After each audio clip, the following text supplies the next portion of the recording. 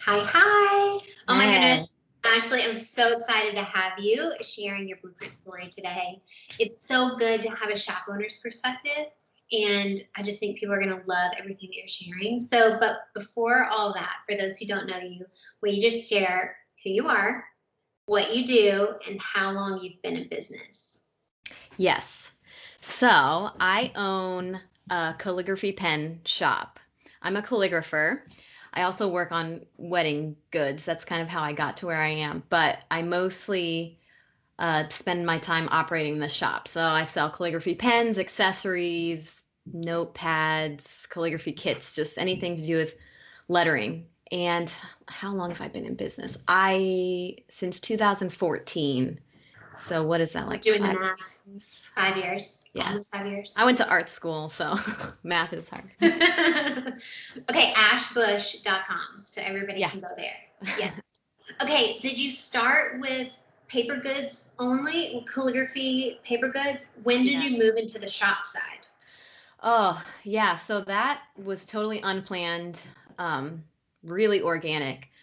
I have a degree in graphic design, so I was in the art world already, and I got into the lettering typography side and was working on wedding stuff. And then for Christmas, actually, my husband made me a calligraphy pen. He turned it on the lathe out of wood, and I posted it to Instagram.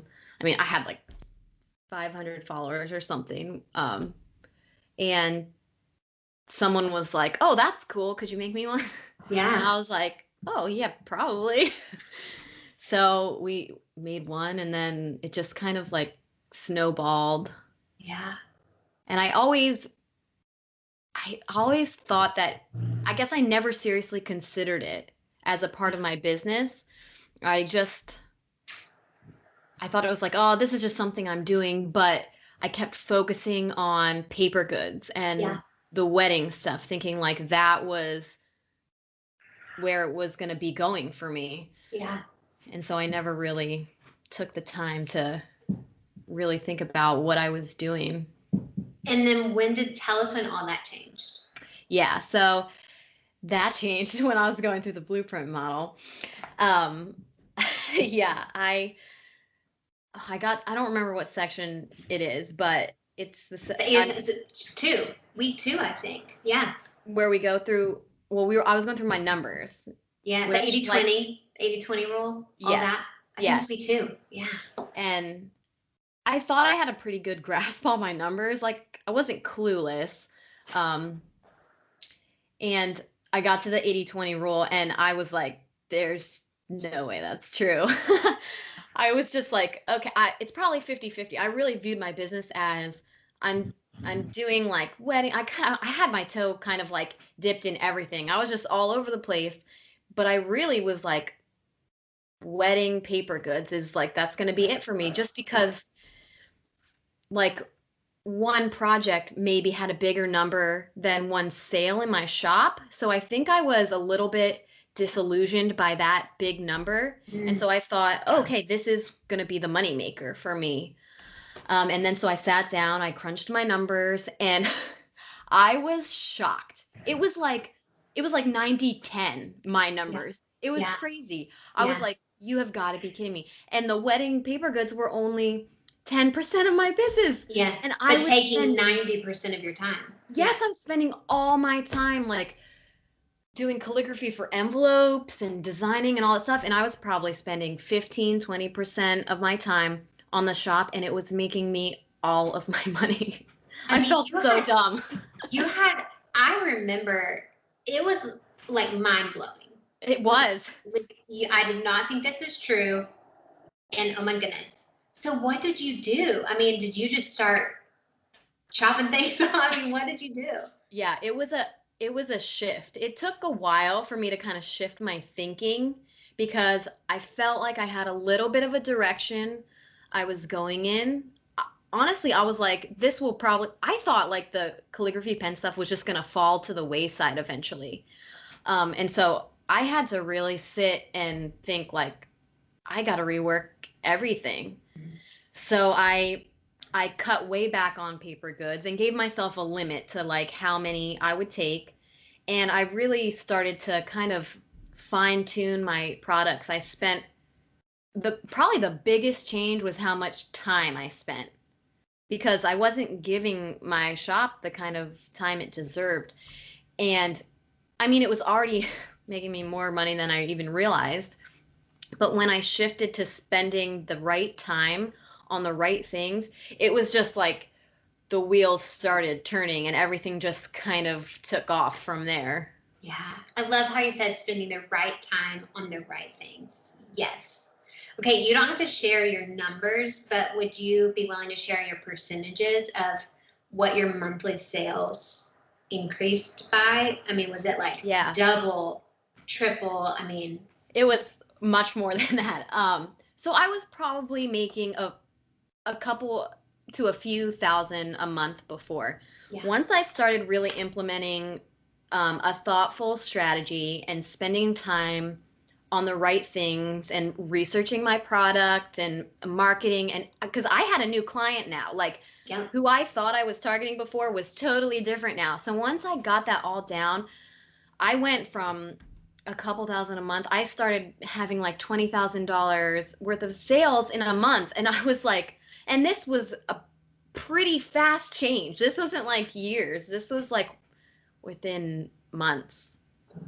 I mean, it's crazy. It's amazing. I mean, I'm just so glad we're sharing this story because this happens. I think it feels like a dramatic story, but this is happening when you put the right time into the right things. And I think so often, I love how you said we think the big ticket items are the most the most profitable, but that's not always the way that it is. No, and it's funny because I looked at it on the surface like that, because like a wedding client could be like $1,000 to $2,000 for a project. So I'm thinking that's where it's going to be. But when I went and looked at my shop, I mean, I have these little pen pillows. They're little tiny rests for my pens. They're the cheapest thing in my shop. They're only $3. And I was like, this is like that's the thing that I sell the most of. And it's like thousands and thousands go out the door. And I'm just like oblivious because I got fooled by the big number thinking that that's where it was all going to come from. Yeah. I literally am over here just like so pumped up just talking to you because it's an incredible story and it's an incredible transformation. I mean, would you say though, I know we didn't talk about this before, but I would be interested because so much of your time was going to doing the custom work, the calligraphy, all of that, and now you've shifted it to your shop. Like, do you feel like there's good balance there? Do you feel like because it had such little time before, that you were able to kind of start with it being more structured? Does that make sense? Yeah. Yeah, my shop has, just giving it time, it's really, really evolved. I mean, and things change and markets change and things go up and down, but just it's turned into something that I would have never imagined it to be. I mean, even some of the products that I've created now, like thinking back those couple years ago when I started the blueprint model, where I thought I was and where I thought I was headed is just like, so crazy different. Yeah, but good and amazing. Yes. Yeah, everything you make is so incredible. I love your story so much. Thanks. Okay, so we always end these interviews, and it's my favorite question. Love everything you shared. But what would you say in all that, or just could be something completely different, the best thing that you've learned about money?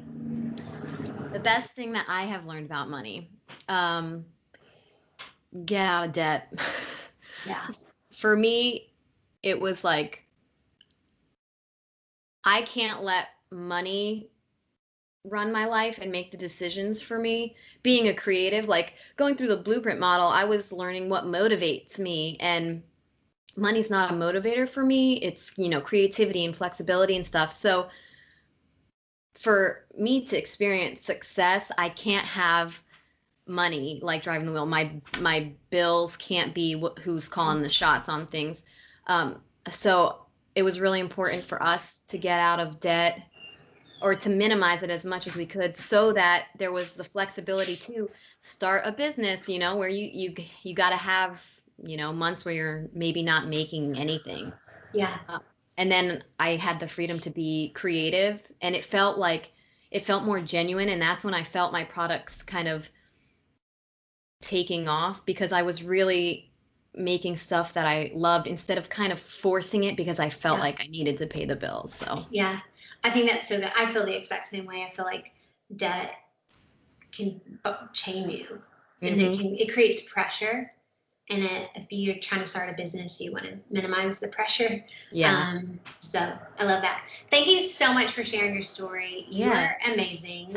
I think this is going to motivate so many people, hopefully, to look at where they're spending their time versus what's making them the most money. And such a good story. Thank you so much for hanging out. Yeah, you're welcome. Thanks for having me.